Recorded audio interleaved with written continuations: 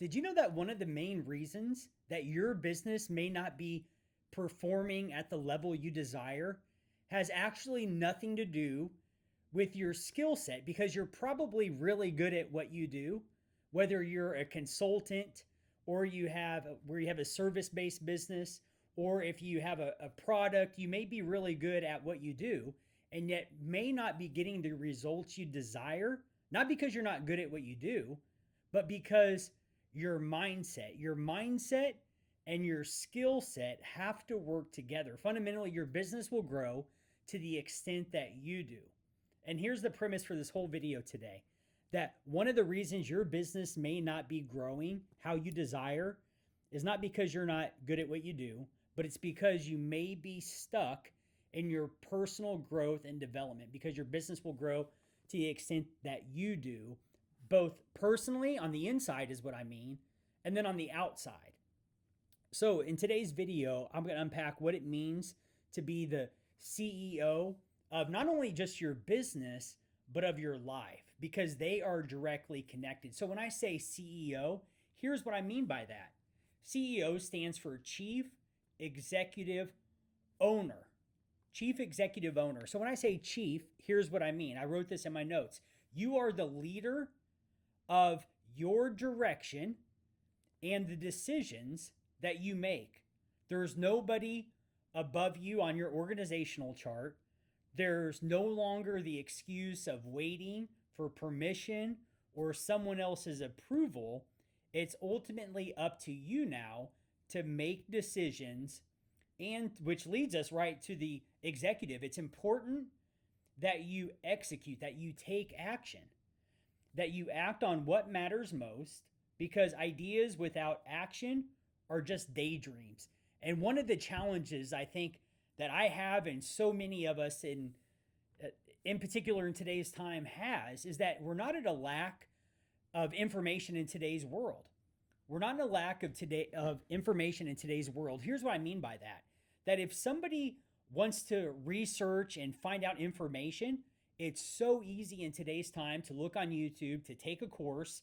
It's so easy to find the information that it's no longer about the information. Everybody is smart. Everybody has access to the best minds and the best information in the world. You know what the challenge is? It's going to be focused action. Number one, to be focused, and number two, to take action. Here's what I mean by take action.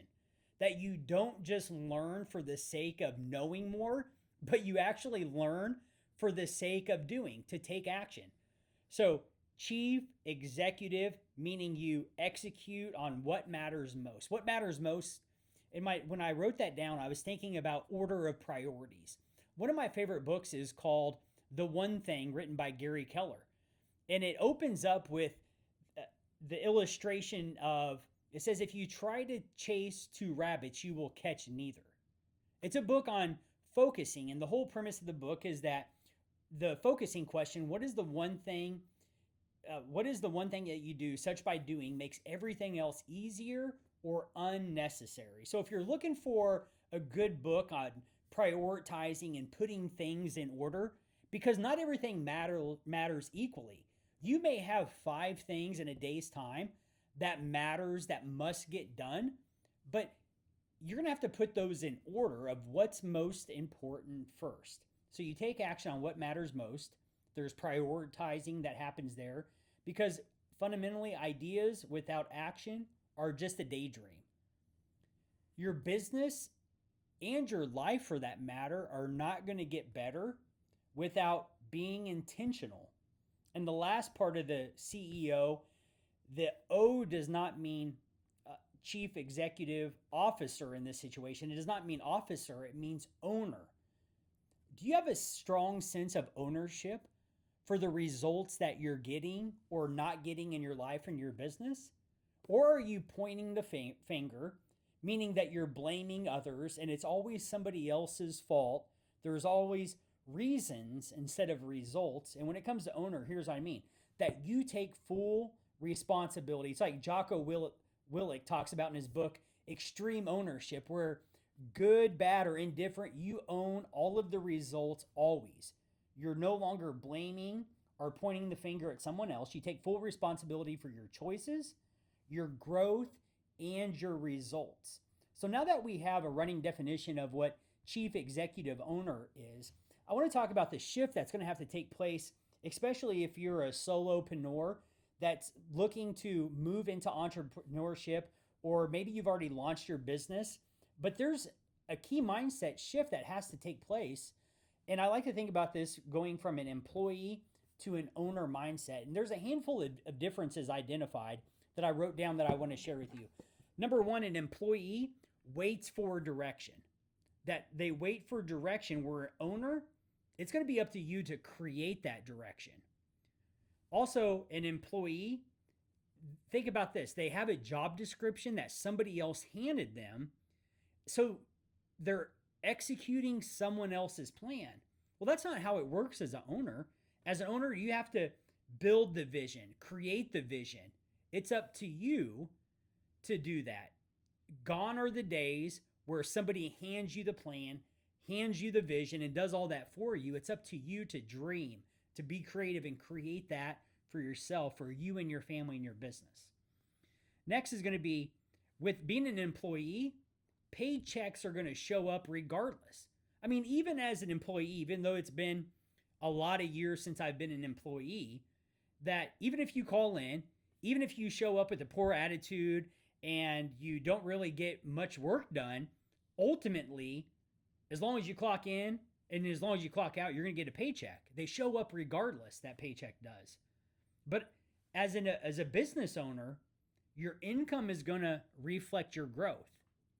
Your income is going to reflect your growth. So there's a direct connection between the value that you bring to those in the marketplace or to the marketplace and the income that you earn. So your income is going to be a direct reflection of your growth. So if you're not happy with the income you're earning, there's a chance, I wouldn't even say that there's a chance. The reality is that it may be time to level up in your personal growth and development. Because remember how we started this, your business grows to the extent that you do.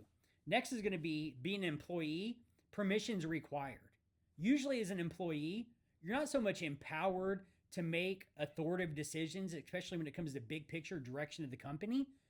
No, that's not how it works. You're going to have permission required, where being a business owner, you get to lead with intention.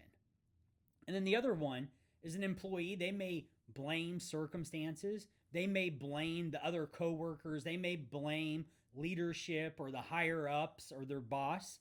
Where as an owner, part of the owner principle is that you own all of the results. There's no more blaming anybody, because it always goes back to you, because you choose to take high ownership of the results at the end of the day. I remember the broker owner of Coldwell Banker, that when I launched my real estate business back in 2007, on his desk, he had a ball. And on the ball, it said, the person, let me back up. The ball was on, it's like a little statue that sat on the corner of his desk. And it said that the person who complains about how the ball bounced is likely the person that dropped it. The person who complains about how the ball bounced is likely the person that dropped it. The reason that's important is because eventually that actually really helped me, as frustrating it was at the time. Because in my early 20s, when I launched my business, which seems like a whole lifetime ago, because now I'm approaching mid 40s. So that's been 2 decades ago, over that actually. And so, by the way, this isn't theory. I'm not giving you stuff that I've read in a book and I've studied it. This is stuff that I've learned, mostly the hard way, full transparency, by making mistakes and fumbling and moving forward. So now here, back to my story about the ball on the broker owner. When I say broker, by the way, in the real estate space, the broker, think about him as the person who oversees all the operations in the real estate office. That was Bob's role. And so whenever I would have a contract issue or an issue come up, whether it was with a client or with another agent that I was doing a deal with, I would go into Bob's office and I would explain to him the situation about what was going on. And he was the best listener ever. God bless him. And boy, did I talk his ear off. And I would start explaining what was going on. And he would ask me questions, and he would help me see that pretty much bottom line is I dropped the ball. And fast forward a few years, I actually ended up going into his office less because I was picking up on, he was actually teaching me to think. Because the first thing Bob would want is he would want a copy of the complete contract. Because in his mind, he would always just, let's go back to see what the contract said. Let's start there.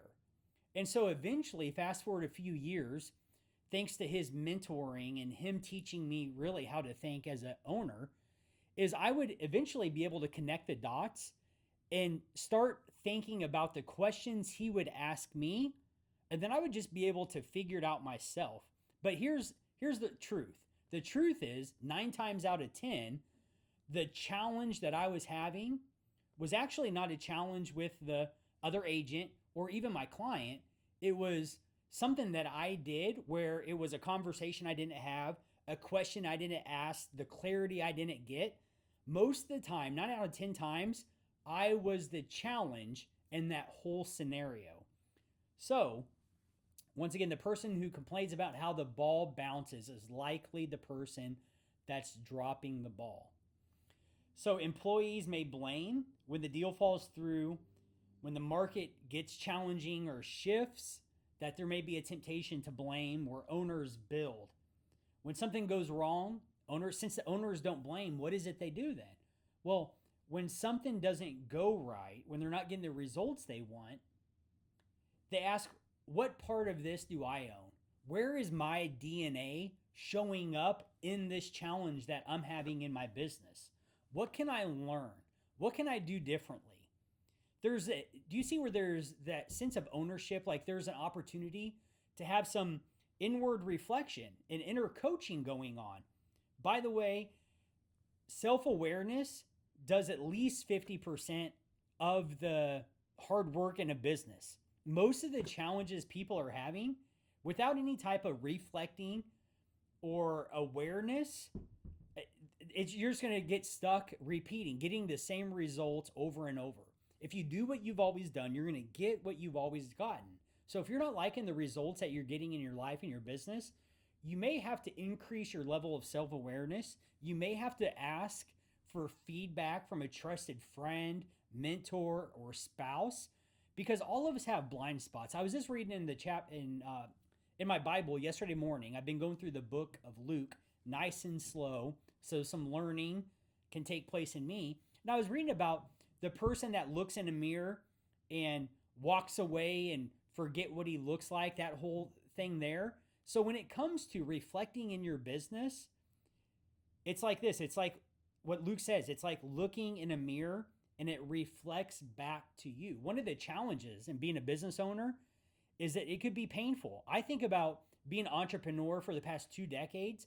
It's a way, if somebody's in the launch phase of their business, I tell them to get ready, put on your seatbelt, because you're about to learn more about yourself in the next 12 months than maybe you learned about yourself in the next 12 years. So we're going to end on this. I'm going to give you 3 examples of some of the ways that you may be stuck in your life that's actually showing up in your business. I'm going to say that again. I'm going to show you 3 areas in your life, your personal life, that you may be getting stuck that's actually showing up in your business. So if you can fix it inside of you, naturally it'll get fixed in your business because you're becoming a different person. So the first thing is in your life, if you can't follow through on your commitments at home, I promise you that's going to show up in your business. Because who you are, you show up everywhere. And so if it's showing up in your business, it's because it's in you. I'll give you a real example. I had a gentleman that I was in business with, not business partners, but he worked on my team, and he was habitually late. Meaning 9 out of 10 times, without exaggeration, he was just going to show up late. That's just how he rolls. Now, the reason I'm bringing that up is because that pattern, I guarantee you that it showed up in his personal life. Matter of fact, I know it did because we would meet for coffee, and guess what? He would show up late. So not only was he showing up late for his clients and overpromising and underdelivering in his business, he was doing that in his personal life with his friends, right? So if you can't follow through on your commitments at home, guess what? You're going to struggle with following through with the commitments in your business. By the way, I don't care if you have a product or a service based business, but I'll say especially if you have a service based business, the fortune is going to be in the follow up. Rarely is somebody going to be ready, willing, and able to work with you immediately. There's a high chance that you're going to have a system in place to follow up with them until they're ready to work with you. The next one is in your life. If you avoid difficult conversations, what's going to happen is I bet in your business, you're going to be undercharging because you undervalue your skill set. You undervalue the value that you bring to others. And therefore, you're going to undercharge and you're going to secretly become resentful in your business. And it's all because you avoid difficult conversations. By the way, if you tend to avoid difficult conversations, I get that. That's an opportunity that I've had to grow up in.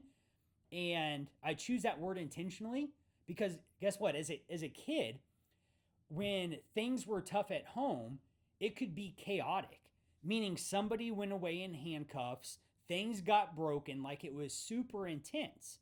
And so I decided at a young age that I would never want to repeat those things in my household. And guess what? I never did. And yet, you know what I did?